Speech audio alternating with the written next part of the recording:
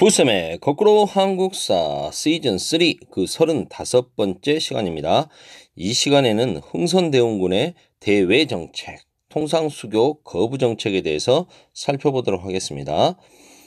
1860년 2차 아편전쟁 결과 중국에서는 수도 베이징이 영푸 연합군에게 점령되는 사건이 발생하죠. 이러면서 이걸 이제 러시아가 중재를 하게 됩니다. 그 중재의 대가로 러시아는 연해주를 차지하게 되죠. 연해주의 위치는 지도에서 한번 확인해 볼까요? 뭐 아시겠지만 대충 그리자면 우리나라 아닙니까? 이게 연해주죠. 이로써 조선의 입장에서는 그동안 이렇게 조선이 사대했던 나라, 중국의 청나라, 막강한 나라인 줄 알았는데 이 나라의 수도가 황제가 서양 오랑캐들에게 짓밟혔는데 영국과 프랑스에게 짓밟혔는데 그들이 이 러시아라고 하는 애들이 중재에 나서자 청나라와 전쟁을 그쳤다라는 사실만으로도 러시아가 얼마나 센지 위협적인 존재인지 알게 됐는데 이런 러시아가 조선과 국경을 맞닥뜨리게 됐다. 조선으로서는 엄청난 불안 요소가 되는 거죠. 이때 조선 내에 있던 천주교 신자들이 천주교 신자들 중 일부가 영푸와 연합을 해서 우리 한국과 영국, 프랑스 세 나라가 연합해서 러시아를 견제하면 러시아가 함부로 조선을 침범하지 못할 것이다 라고 흥선대원군에게 조언을 하게 되는 거죠. 가뜩이나 러시아가 우리나라에 와가지고 남하 정책을 추진하는 것도 있었지만 통상을 요구하는 사건이 있었거든요. 이것 때문에 속수무책으로 당황하고 있던 조선으로서는 좋은 기회다라고 생각을 했겠죠. 그래서 우리나라에 들어와 있던 프랑스 선교사, 프랑스 신부들, 프랑스인 천주교 신부들을 통해서 프랑스와 교섭을 시도했습니다. 대원군은 여기서는 지금 선생님이 우리 교재에는 프랑스와 동맹을 시도했다라는 이야기가 그거죠. 그래서 한국, 영국, 프랑스 세 나라가 동맹을 맺음으로써 러시아의 남하를 견제하려고 했던 거죠. 그런데 기회를 놓치게 되고 이제 오히려 자신들이 흥선대원군을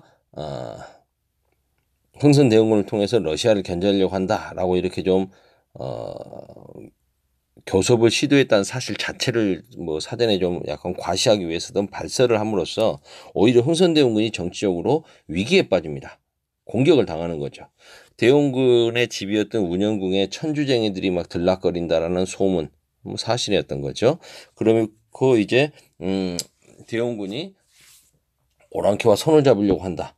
여러 가지 억측과 소문들이 나오면서 대원군은 프랑스 특히 천주교 신자들을 탄압하기로 마음을 먹죠. 이게 바로 병인 박해입니다. 우리나라에 당시 들어와 있던 천주교 신부들이 12명이었다고 해요. 그 중에서 9명이 처형되고요.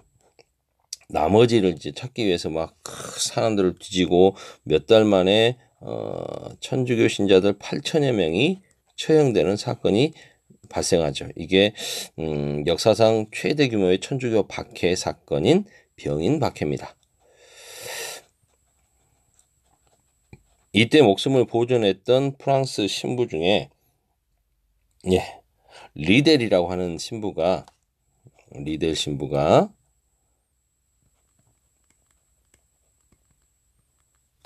달아나게 됩니다. 이 사람이 텐진에 있는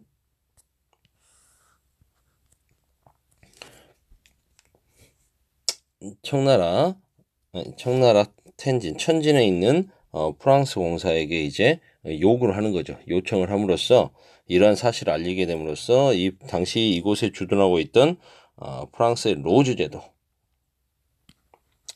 제독이 조선을 침범한 사건이 발생하게 됩니다. 이게 바로 병인 양요죠. 병인 양요하면 흔히들 프랑스 군대가 한 번에 쳐들어왔다고 생각하는데 그렇지 않습니다. 그 과정을 좀 더 좀 자세히 보면 프랑스는 먼저 이 조선이라고 하는 나라에 대해서 잘 모르잖아요. 이 조선이라고 하는 나라가 청나라의 제후국으로 알고 있기 때문에 청나라에게 통보를 합니다. 우리 조선이 이렇게 해서 천주교 신자들을 많이 죽이고 신부들을 죽였으니 우리 조선으로 출병하겠다라는 사실을 청나라에게 통보를 해요. 그걸 이제 청나라에서 조선에 알려줍니다. 그래서 조선은 가뜩이나 긴장하면서 준비를 하고 있었던 거죠. 청나라가 쳐들어올지도 모른다라는 막 이런 소문, 아니, 청나라가 아니라 프랑스가 쳐들어올지도 모른다라는 그러한 소문 때문에. 자, 이런 상황에서 이제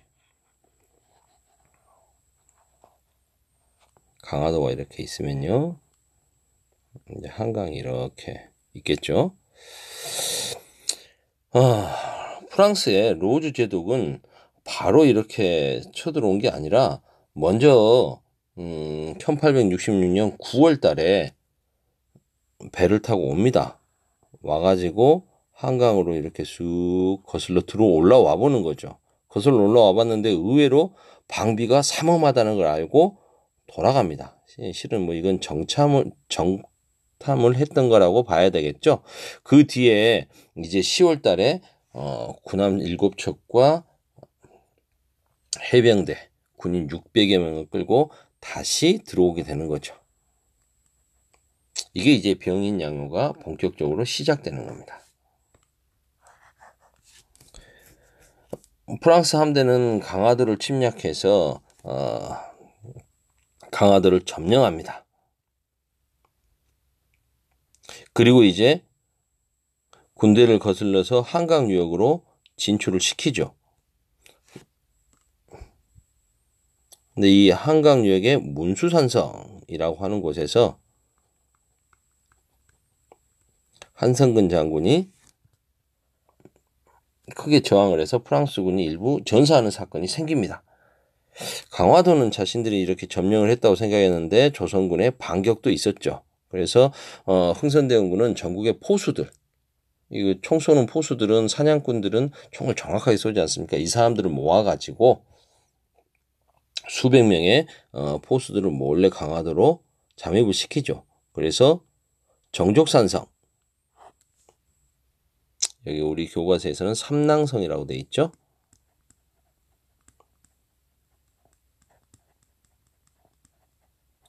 정족산성에서 군대를 숨겨놓고 대기하게 되는 겁니다. 프랑스 해병대 150여 명 정도가 정족산성을 점령하기 위해서 여유 있게 진격해 오다가 조선군의 습격을 받게 되는 거죠. 양원수가 이끄는 수백여 명의 500명 정도의 조선 포수들의 집중적인 포화를 받고 여기서 20명이 넘는 사람들이 전사를 합니다. 프랑스군으로서는 큰 패배였던 거죠. 안 되겠다 싶었던 프랑스는 철수를 하게 됩니다. 철수라는 과정에서 프랑스는 외교장각, 강화도에 있던 규장각이라는 게 왕실 도서관 아닙니까? 그래서 외규장각이라고 하면은 이제 요 강화도에 있었던 왕실 도서관, 그래서 중요한 서적들이 많이 보관돼 있죠. 이 도서들을 약탈합니다.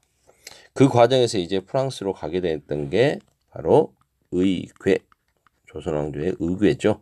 중요한 행사를 기록해 놓은 그림책. 시간이 8분 49초. 이러면 곤란한데. 네, 빨리 하도록 하겠습니다. 병인 양요가 일어나고 나서 한 2년 정도 지난 1866년 독일 상인 오페르트라고 하는 사람이 여러 차례 통상을 요구하다 실패하자 흥선대원군의 아버지 남영군의 묘를 도굴하는 사건이 생깁니다. 이 사건은요 좀 복잡한 게 이 자금은 미국인이 됐고요. 젠킨스라고 하는, 이런 것까지 다 이야기하면 시간이 너무 길어지는데, 미국인이 됐고, 그 다음에 이 기란네는 프랑스인 신부가 했습니다. 병인양요 때 살아서 도망갔던, 달아났던, 그래서 이미 한번 병인 양요 때 그러니까 프랑스 군대를 이끌고 올 때 그 길잡이를 했던 사람이기도 하고요. 그 중에 한 명이었습니다. 프랑스인 신부 페롱이라고 하는 사람이 이렇게 계란을 했습니다. 그리고 사실상 이걸 이제 주도한 사람은 독일 상인 오페르트죠. 그러니까 결국 다양한 서구 열강들이 참여한 게 되는 거죠. 결과적으로는 실패를 했고요. 이 미국인 같은 경우에는 자기 나라 사람들에게 이렇게 자기 나라 미군에 조치됐고요. 페론 같은 경우는 프랑스로 소환 조치됐습니다. 이 와중에서 이제 조선인들은 조상의 무덤까지 파헤치면서 이렇게 그걸 가지고 통상을 요구하는 애들 오랑캐가 확실하다. 흥선대원군의 통상수교 거부 정책을 강화시키는 계기가 되죠. 제너럴 셔먼호 사건은요, 미국 상선 제너럴 셔먼호, 제너럴 장군 셔먼 장군, 제너럴 장군이니까 셔먼 장군의 배라는 뜻 아닙니까?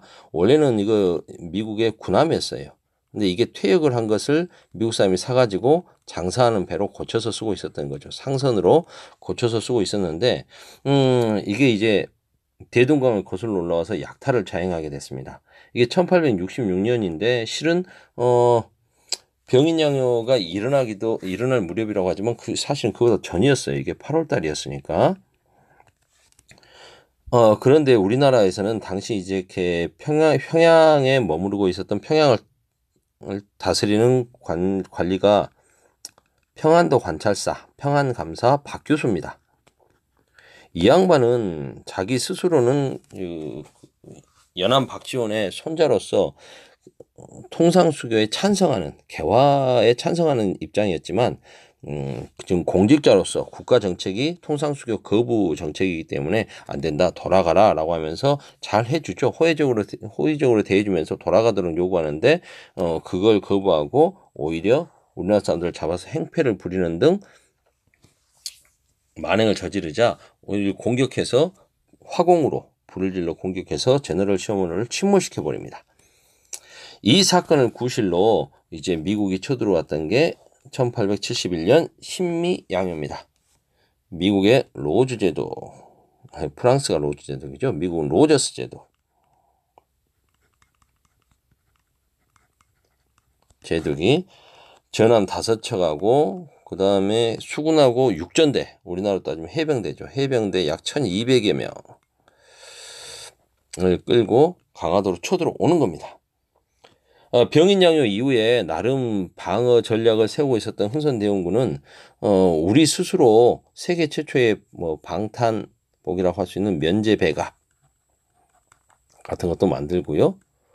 수중어뢰, 수레 같은 것도 만들고 나름의 증기선도 스스로 만들어 보는 등 노력을 했지만 한계가 있죠. 나머지보다는 이 면제 배갑이 요즘 굉장히 주목받고 있는데 세계 최초의 방탄복일 뿐만 아니라 면을 13겹 정도 겹쳐가지고 요즘의 방탄복 원리랑 거의 비슷하다고 합니다. 탄소섬유 만들어서 총알을 뚫지 못하게 하는 거.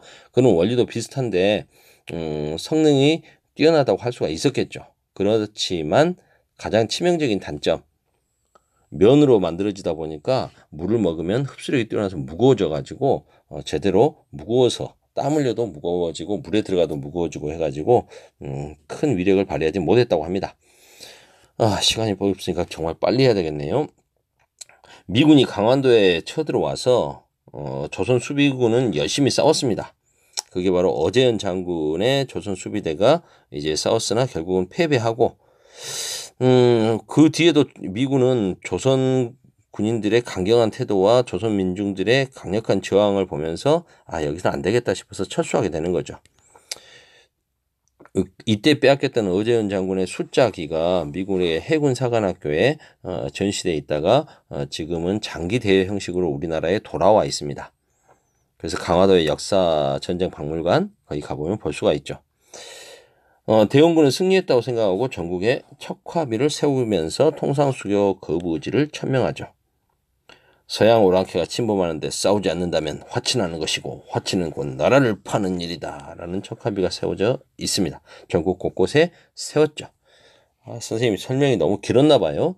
오늘은 여기까지 해야 되겠습니다. 시간이 거의 다 됐네요.